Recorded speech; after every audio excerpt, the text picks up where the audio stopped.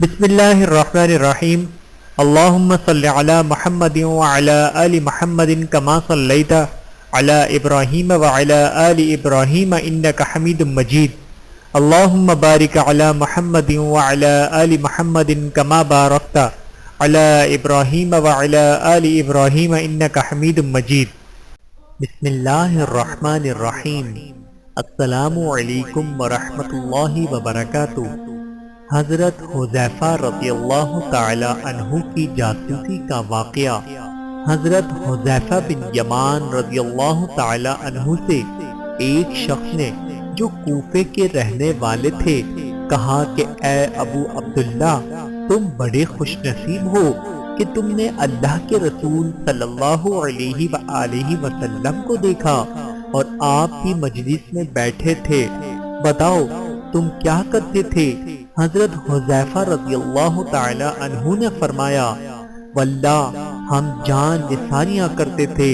نوجوان فرمانے لگے، سنیے چچا، اگر ہم حضور اکرم صلی اللہ علیہ وآلہ وسلم کے زمانے کو پاتے تو واللہ آپ کے قدم بھی زمین پر نہ رکھنے دیتے، اپنی گردنوں پر اٹھا کر لے جاتے۔ آپ نے فرمایا، بھتیجے لو ایک واقعہ سنو۔ جنگ خندق کے موقع پر رسول اللہ صلی اللہ علیہ وآلہ وسلم بڑی رات تک نماز پڑھتے رہے۔ فارغ ہو کر دریافت فرمایا کہ کوئی ہے جو جا کر لشکر کفار کی خبر لائے۔ اللہ کے نبی اس سے شرط کرتے ہیں کہ وہ جنت میں داخل ہوگا۔ کوئی کھڑا نہ ہوا کیونکہ خوف کی، بھوک کی اور سردی کی انتہا تھی۔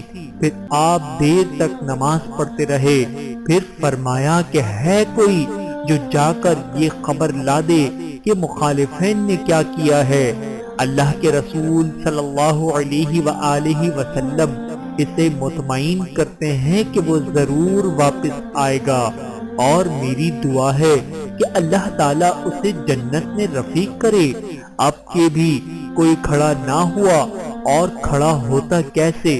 بھوک کے مارے پیٹ کمر سے لگ رہی تھی، سردی کے مارے دانت بج رہے تھے، خوف کے مارے پتے پانی ہو رہے تھے۔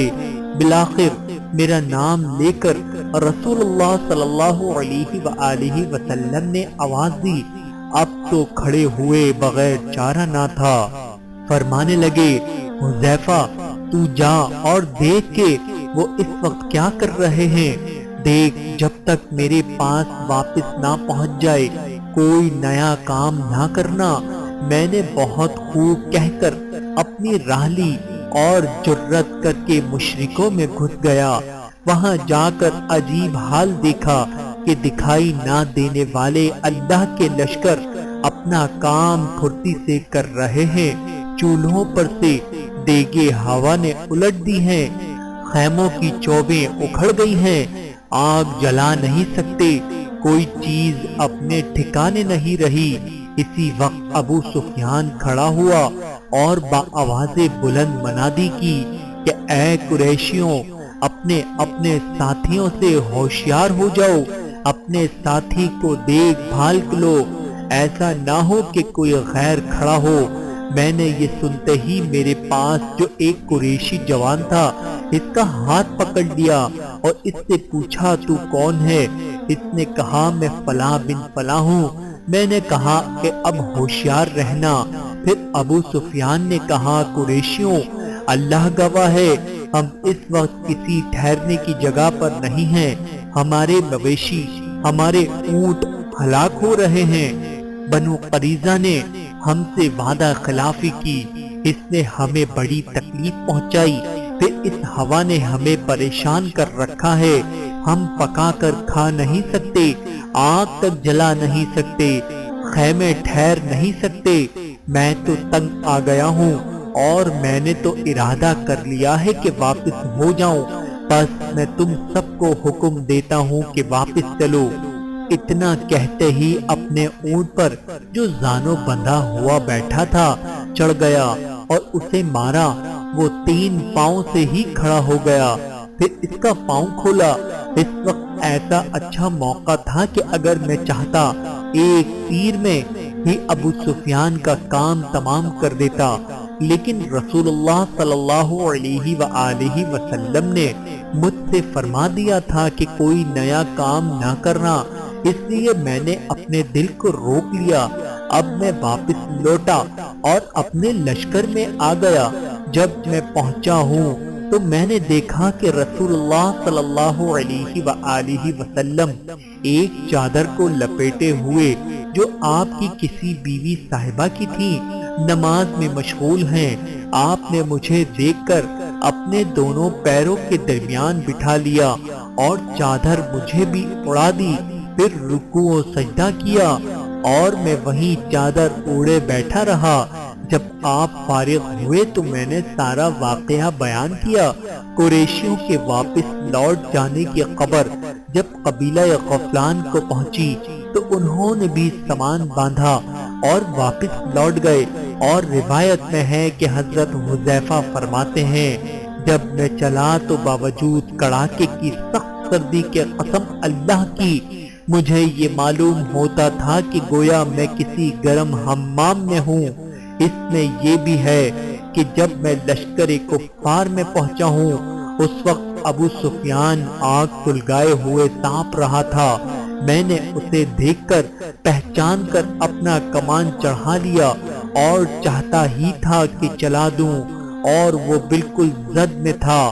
ناممکن تھا کہ میرا نشانہ خالی جائے، لیکن مجھے رسول اللہ صلی اللہ علیہ وآلہ وسلم کا یہ فرمان یاد آ گیا کہ کوئی ایسی حرکت نہ کرنا کہ وہ چوکنے ہو کر بھڑک جائیں، تو میں نے اپنا ارادہ ترک کر دیا۔ جب میں واپس آیا اس وقت بھی مجھے کوئی سردی محسوس نہ ہوئی، بلکہ یہ معلوم ہو رہا تھا کہ گویا میں حمام میں چل رہا ہوں۔ ہاں، جب حضور اکرم صلی اللہ علیہ وآلہ وسلم کے پاس پہنچ گیا، بڑے زور کی سردی لگنے لگی اور میں کپکپانے لگا، تو حضور اکرم صلی اللہ علیہ وآلہ وسلم نے اپنی چادر مجھ کو اڑا دی۔ میں جو چادر اوڑھ کر لیٹا تو مجھے نیند آ گئی اور صبح تک پڑا سوتا رہا۔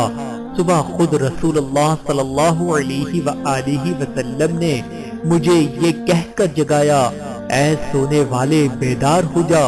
اور روایت میں ہے کہ جب اس تابعی نے کہا کہ کاش کہ ہم رسول اللہ صلی اللہ علیہ وآلہ وسلم کو دیکھتے اور آپ کے زمانے کو پاتے، تو حذیفہ نے کہا کہ کاش کہ تم جیسا ایمان ہمیں نصیب ہوتا کہ باوجود نہ دیکھے کہ پورا اور پختہ عقیدہ رکھتے ہو۔ برادر زادے، جو تمنا تم کرتے ہو یہ تمنا ہی ہے، نہ جانے تم ہوتے کیا کرتے۔ ہم پر تو ایسے کٹھن وقت آئے ہیں۔ بحوالہ تفسیر ابن کثیر۔ اللہ تعالی ہم سب کو سمجھنے کی اور عمل کرنے کی توفیق عطا فرمائے۔ آمین ثم آمین۔